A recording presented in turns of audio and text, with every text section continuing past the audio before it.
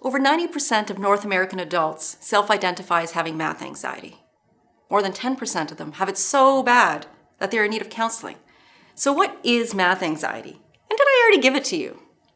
Over 50 years ago, researchers identified and defined math anxiety as being emotionally or physiologically disturbed in the presence of mathematics. Since then, much research has been done and unearthed two main consequences. One, math anxiety affects math performance. The greater the anxiety, the lower the score in the math-related course. Two, math anxiety leads to math avoidance.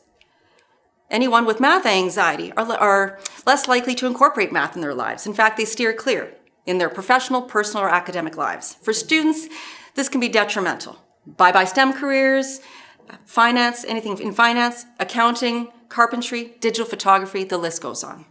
Tobias further added that math anxiety prevented individuals from living their lives. That negative self-talk would fester and spread throughout their entire being. So how can we change this mindset, decrease math anxiety, and improve student success? I believe the answer for many is contemplative pedagogy.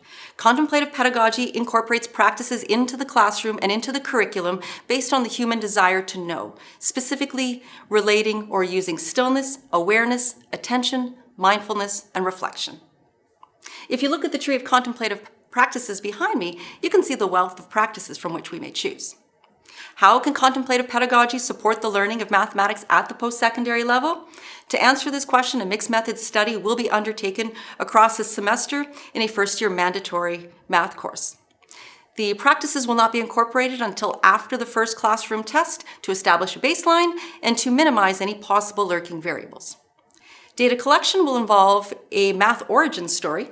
Grounded in narrative inquiry and storytelling, students will share their mathematical journey up until that point in time, good, bad, or otherwise. Self-reported questionnaires measuring mindfulness and math anxiety levels will also be incorporated along with researcher field notes, classroom grades, and semi-structured interviews. Data analysis will involve descriptive statistics, statistical tests measuring the significance of the difference between values and the strength of relationship between variables, as well as grounded theory.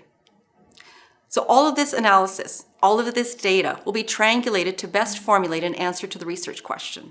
So, how can contemplative pedagogy support the learning of mathematics at the post-secondary level? Well, follow me, come and see.